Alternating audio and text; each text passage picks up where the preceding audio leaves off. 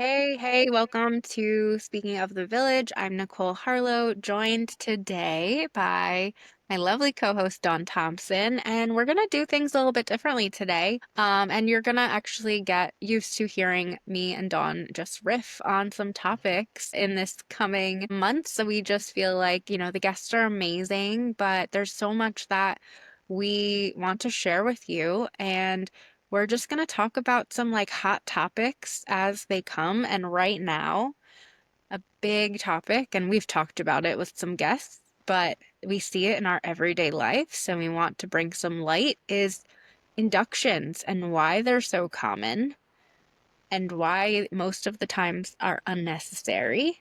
Yeah. And Dawn, do you want to? I know you deal with this way more than I do on a day-to-day basis. So do you want to get into it?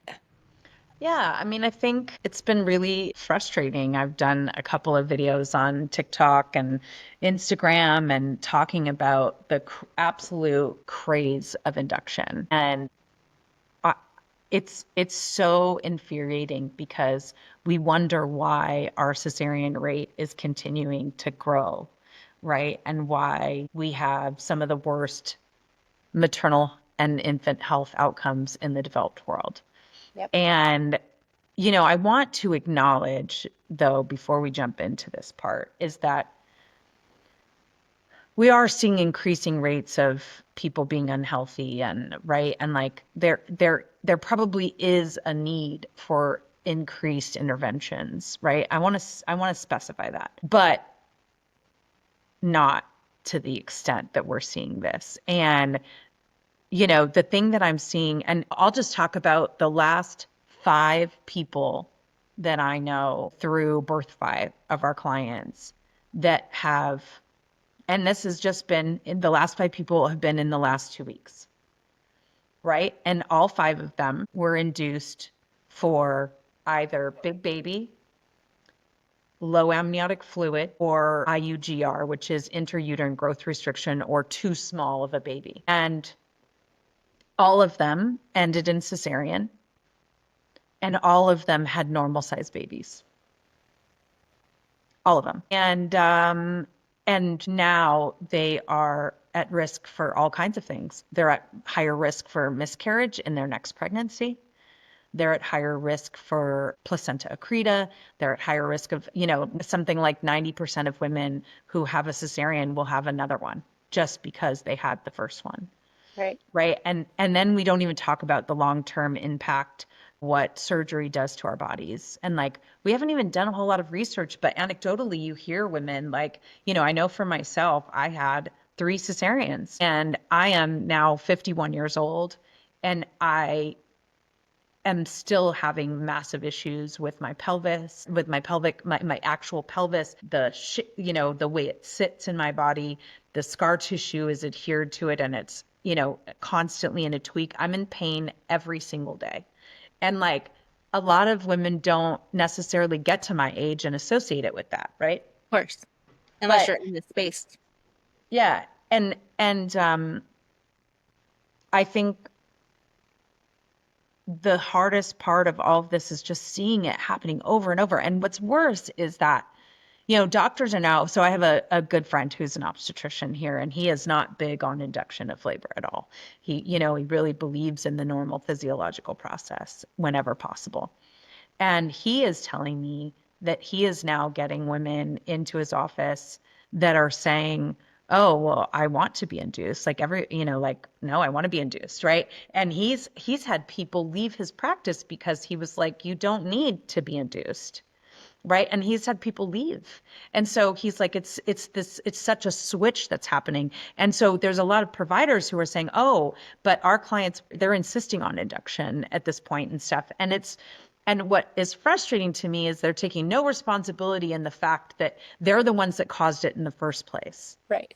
Right. The reason that it's become a trend was because they started doing it to begin with. And now everybody just assumes that they're going to get induced. And listen, there's some benefits to being induced. It's nice to know when it's going to happen, right? And plan for it and know that you can plan your family visits and all of those things and plan the date and, blah, blah, blah. I mean, like, I get it.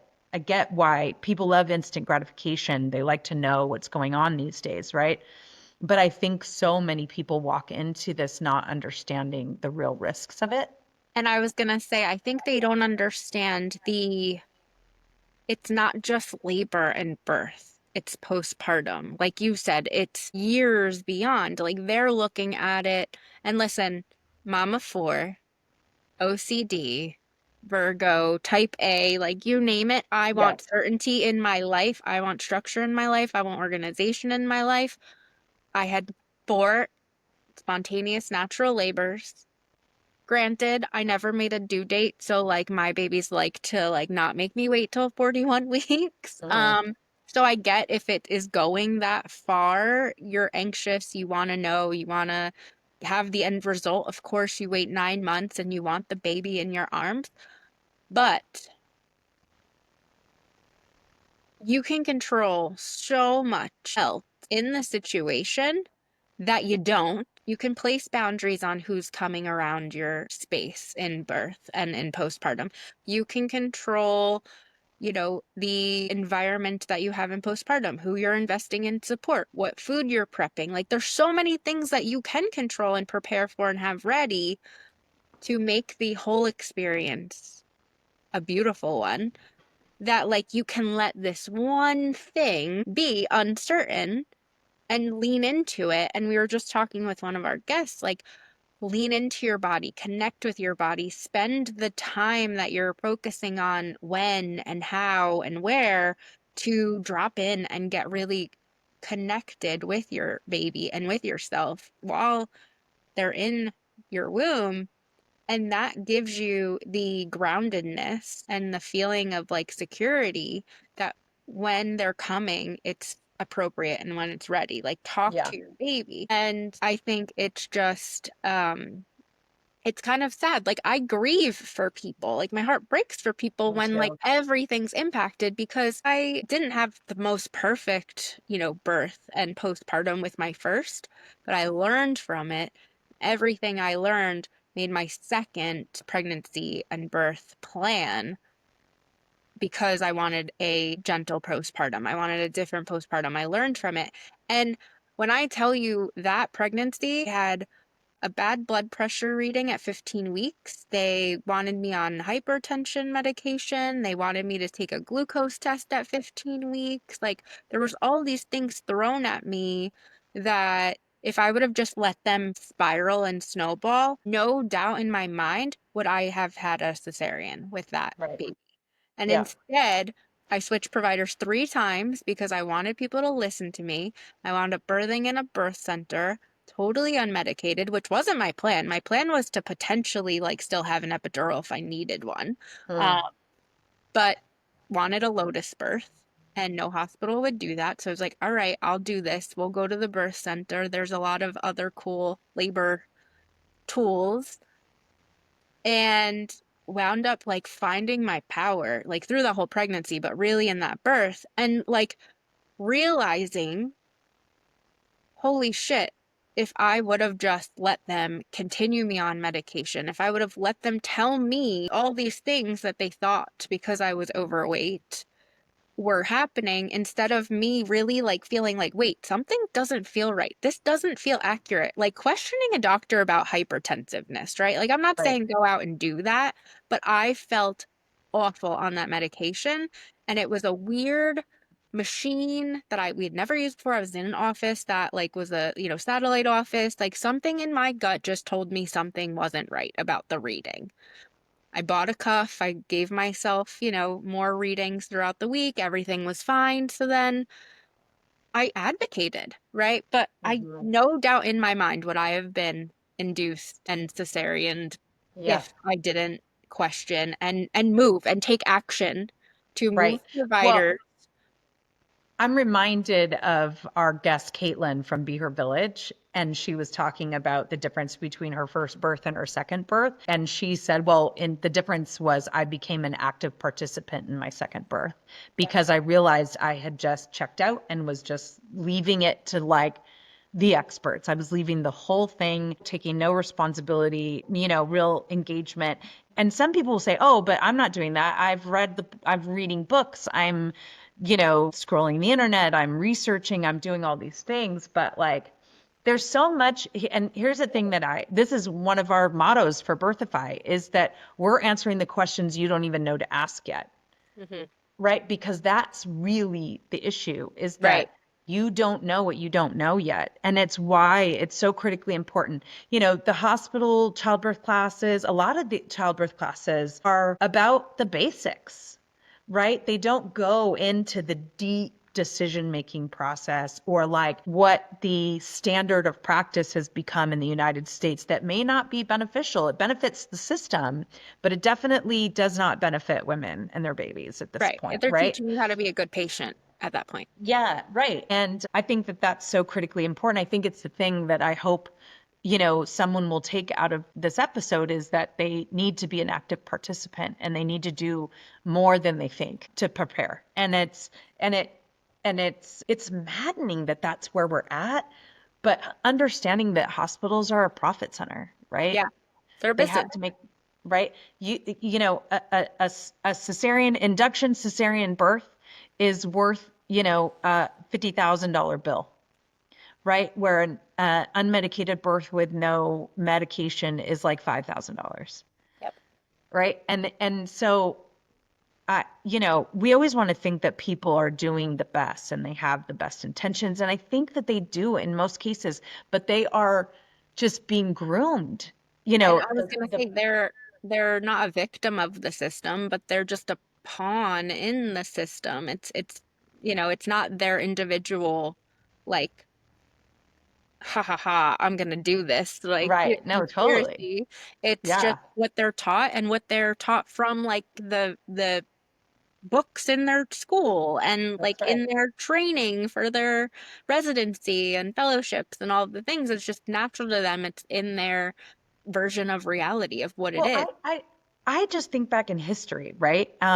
We just posted an interview that Marsden Wagner did on a documentary, and we just posted it the other day. And it's like, and he talks about the history of maternal health and how we don't have a good history of, well, so first of all, let's just start with twilight sleep, right? They started giving women twilight sleep in the 1914, 1915 was when it started. And basically they would be lights out. And it was meant to, I think it had good intention. It was meant to have women not experience as much pain. That was the intention. But really what it did was make them out of their mind. They were completely unable to participate in their birth process. They were laid down, they were strapped down. I mean, their legs were strapped into stirrups. They were literally they would be strapped down with their wrists. And nurses would report that women would lose skin because they were fighting against the drugs and just because they were out of their minds, and they would have no memory of the birth. And then sometimes they would wake up and it would be 2 and 3 hours later, and suddenly someone would bring them a baby and they'd be like, I don't, I feel no connection to this child whatsoever. Right. And like, Right. and then it was realizing that like, oh, but also what was happening was often the babies needed resuscitation when they came out because they were so depressed that, their breathing and all of that stuff was so depressed from the drugs. Of But course. guess what? That didn't stop until the 1970s. I was gonna say my grandmother, who's 80, she was born in 1944. So I'm trying to do the math. My dad was born in 1966 or 64, somewhere around there. And she had that for both of her children, and my dad's the older one. So Yeah. figure, I think it was 1966 and 1964. My dad's the older one, and my uncle's 2 years younger. Yeah. He tells me, I don't know what labor felt like. I was out, and I'm like, Yeah. wait, what? When I was younger, I didn't really understand it, obviously, but like now having kids, and I'm like, how could you not want to be Present. present? Like, listen, I am the biggest baby when it comes to pain, or I used to be. I used to literally get woozy and lightheaded when you would talk about blood work and giving blood. Like I was not a medical minded person. And still, if like it's in a medical scenario, I get creeped out and woozy, right? But like birth is not that, right? And I now having three unmedicated births, like I caught my last baby and, full pendulum swing from one end to the other. No, I had the same. And because of birth. Like birth did that to me Yeah. because I felt this wild power after my first, regardless of what happened in postpartum, because I was doing too much because I felt so empowered by the birth itself. It was, holy shit, I did this. My body did this. I was able to do this. Like me and my baby accomplished this, right? And Yeah. that feeling is so incredible. And then to do it again unmedicated, then it was like, oh, wow, I did that without any intervention, like Yeah. in a tub on my own. And then I got to do it in my house twice and like just supported and loved and safe. And I wish and hope that every single woman can experience that. And it breaks my heart. We were just talking about this before we hit the record button. Like I was at a expo this weekend, like a community baby shower.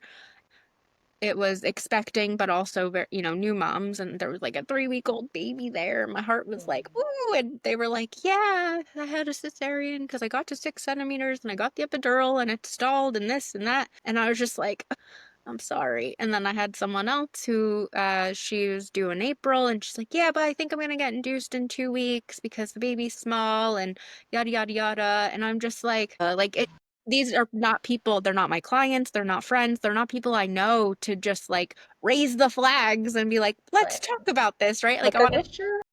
I want to take them under my wing and be like, can I just teach you everything I know? But it's the reality that we're living in. And if you're listening to this and you know your doctor's mentioning induction and all of the things, like listen to other episodes, reach out to us. We will get you connected to doula or professional in your area that could really have a good, deep conversation. And something that came up while you were discussing earlier, Dawn, is I think we really need to shift induction to intuition, right? Like, let's replace the I word and shift induct. Like, if you are in a position where your provider is talking about induction, let's work on getting into your intuition. And what does your intuition say about the reasonings that they are giving you? Big Yeah. baby, low amniotic fluid, IGUR, I think that's the Hmm. acronym you said. Whatever the case may be, what is your intuition telling you? Hmm. I can put a meditation in the show notes, a hypnosis that really connects you in with your body. And it may really feel uncomfortable if you've never done this before, but I will tell you, pregnancy is the best time to do it because you are literally creating life inside of you without consciously thinking about it. Like your body is making this baby every single day without you having to do anything other than like hydrate and like sustain yourself in the Yeah. normal way you would. So I want to talk a little bit about like actual information that can help people right now. So Yes, first please. thing I want to say is that it's important to understand that first-time moms on average deliver like over 50% will have their baby between 40 weeks, 5 days and 41 weeks, 2 days. That is, if you're doing an induction at 39 weeks, that's potentially 2 full weeks early for your baby. And like, let's just talk about, like there's lots of challenges with that and what could Lung be going on development, with your baby. digestion, Yeah, they're not ready to breathe entirely. I mean, like, and then we could talk about the downfalls of induction in general. You're getting too much fluid because you're on IV for 2 and 3 days to have an induction of labor. And you get an IV, and now your breastfeeding is very challenging because your body is so engorged. And oh, and by the way, your baby's weight is also inflated because they took in all those fluids. And now, after the baby's born, they have weighed them immediately after birth. And now, within 2 or 3 days, the baby has lost quite a bit of weight. but they're not acknowledging that some of that weight was just water weight to begin with. And now they're like, oh You gosh, need to your baby's lost supplement. too much weight. You need to supplement. I mean, like it's a whole, like The they talk cascade. about the snowball effect, but this is like real. And like, listen, I am not a medical provider. I did not go to medical school. But what I do have is 23 years of hands-on experience and witnessing it and hearing and then working through improving birth. I've heard from thousands, hundreds of thousands of women. And not to mention all the doulas across the country Mhm. who see the same thing over and over and over again. And we see it. And here's the other thing. It's like a doula sees birth everywhere. We see birth in hospital, birth center, home birth with different doctors, with different nurses. We see it and we see what works and what doesn't and Yeah. what isn't good for us. And, it's like, you know, it's this fine line as a doula to be like, are you sure that you have IUGR? Are you sure that the baby is really that big and that you can't birth it? It's like, so I want to say resources. If your doctor is saying to you that baby's getting big, we might need to do an induction, right? Because they usually start it early, 36, 37, 38 weeks. They'll start the process of like, baby's measuring big. Also, I just want to point out you don't even need a 36-week ultrasound. I You think one don't. of the OBs that we had You on our shouldn't. podcast literally said, you don't really need it. It's usually more Inaccurate. inaccurate Yeah. than helpful, and it creates, like you said, these narratives. So, Yeah. if you're someone who you got your anatomy scan, you got your pretty little picture, not to downgrade that, but like the 36-week picture is like usually just the head because it's so Right. big and they can't Right. capture it. So if you can just say no thanks, that will Right. likely stop a lot of the Yeah, narrative. a lot of it. But here's the resources. Evidence-Based Birth has an incredible article on all the research about inducing for big baby. Spoiler alert, there is no research that supports inducing for big baby. And kids Unless have a big baby also. the baby is over, like going to be over 10 or 11 pounds, then the recommendation is that you go straight to cesarean. But induction of labor doesn't really do the thing. And here's part of the reason, and I talk about this with my clients all the time. There's been very little research done on laboring women for obvious reasons. It would Right. be unethical to do that. But what we do know is in mammals get a rush of a hormone called relaxin 3 to 4 hours before they deliver. When you do an induction, the only thing that the Cytotec, Cervidil, Pitocin, these are all standard practices for induction. The only thing that they do is open and ripen your cervix, which are the Cytotec and the Cervidil. They may start contractions, but those are the two primary things they do is to help soften the cervix so that it can contract. Then they introduce Pitocin. And Pitocin, the only thing it does is contract your uterus. That's it. It doesn't cross the brain. So you aren't getting any of the other hormones needed, including the most important relaxin when you're giving birth. And therefore, the amount of babies that I hear get stuck, couldn't get pushed out. Women will get all the way to 10 centimeters and then they can't push their baby out. And that's because the pelvis is not relaxed entirely. Right. Now, some babies will make it through after 2, 3 hours, 6 hours. I've heard 6 hours of pushing. Most providers won't even support it for that long. Oh It's my like 3 hours is the max. I can't even And also, but imagine then the pushing other for thing that that long. happens is like, oh, the baby went into distress. And Or it's like, mom's yeah, really because exhausted. it can't, it's not going down in the right way. And like how many babies I've heard of in an induction where they wound up having to do a C-section because the head wasn't aligned, because their head winds up being turned, and it's because they're being pounded into this pelvis that isn't fully open. And then they go, right? And then they can't come out because it's like this and their head can't mold. And like, I mean, it's just, I've just seen it so many times and I just don't understand. It's the thing that makes me crazy. It's like How can all the doulas across the country Be see wrong. this, see all of this, and the medical community doesn't see how They're this is trained happening? not to. Or that, yeah, or like it just doesn't work for their narrative, so they do that. I don't understand it. I don't understand why it's happening. And I hate that it makes me seem extreme or that it makes me seem like a anti-doctor or anti-hospital. Like It's I have a lot of anti-system. It's respect not for them. anti-doctor. It's anti-system. Yes, because I think that the only thing I could think of is that they just don't, they can't see it because it's like a self-protection or something. Yeah. You know what I mean? It's self-protective. So I think also, right, like we said this earlier, like instant gratification and like needing to know and all the things, right? But like we forget because we're not told, we're not reminded every 30 seconds, which it seems extreme to do that, but I feel like we need to. Like you grow your baby every single day of your pregnancy without any intervention.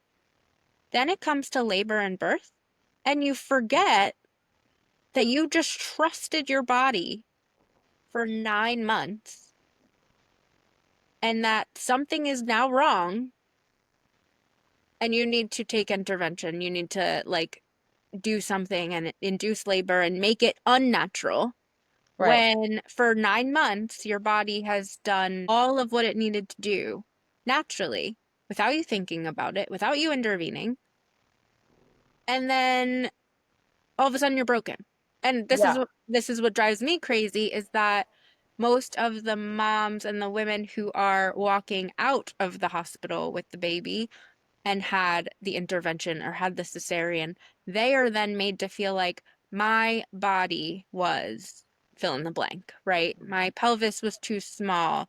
I I was too XYZ and the baby needed this. And Yeah. they needed to do an emergency C-section, right? They're told it's an emergency, where if they have time to prep the OR, it's not an emergency. Right.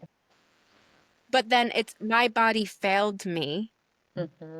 when it's realistically your body wasn't ready, a baby wasn't ready. The process that your body goes through didn't actually happen, it didn't have a chance to. So, yeah, it wasn't your body that failed. It was the Right. forcing of your body. Like, you know what I mean? If I, you're I'm trying to yeah. think on the fly here of like a good example, like to make an analogy. I can't right now, but I'll get back to you. But it's like, why would we force ourselves to do something Well, that I is want to acknowledge though that there's likely somebody who knows somebody who had a negative outcome who wished that they would have just done a C-section or wished that they would have just did an induction at 39 weeks because something happened, right? And like, I don't want to take away from that because, we can't put this blanket on everything, of right? course, There no. are things that happen. There are perfectly healthy pregnancies going totally fine, and then suddenly the baby is gone. And like, I just don't, I mean, I could imagine if somebody's listening to this who that happened to them, it would just be they would be furious with us right now because we're being sort of cavalier about like trust your body and like whatever. So I want to acknowledge those people because but here's the thing I want to say in addition to that is I want to acknowledge those people and say, I'm so sorry that that happened to you. And I would feel the same way. I would have just, if I would have been like, who cares? Like, who cares if I had to have a cesarean? Like, I would rather have a cesarean than a baby that's not here. Right. And I totally understand that. But here's the thing that's important to acknowledge is that, for instance, since we introduced monitoring, fetal monitoring. The cesarean rate has gone up 500, well, actually 600% now. 600% since they introduced it. And here's the other rub on that is we have not improved infant mortality. And that's what I was gonna say. Obviously, my heart empathizes and goes out to anyone who has had a negative outcome, whether it be with baby or the mom, right? Yeah. Like we see it all the time. There's a reason our country is with these terrible statistics. But that's the thing too, is the statistics are there, and what would they be if we did do it a different way, right? Like, Right. and we won't know that Right. unless we do it a different way. And Right. if they're the same, then okay, then there's a totally different cause Yeah. for And all of it. I think a lot of times we're trying to control the thing, but we're doing too much, too soon, too often, and now we're making things worse, not better. And so there does need to be, I don't think that we don't need to go all the way over to this one side of the pendulum and say, trust your body all the time. Like it's trust birth and, all those things, because birth is inherently safe, but it carries risk for Right. both mom and baby. And I guess the idea is that we have to get to a place where, like, it's like everything that we do, it's a pendulum swings, right? And we always, when we try to turn the tide, the pendulum swings always too far the other direction. And then at some point we start to like level off and come in the middle. So Yeah. I am not, and we are not, you and I are not anti-intervention. We're not Oh, anti-C-section. We're not anti-induction. But the problem is that we're using induction for convenience far too often, and it's not really because there's actual risk. right. And we're relying on faulty, inaccurate scans that our research has told us over and over and over again that they are incredibly unreliable, not just a little bit, a lot.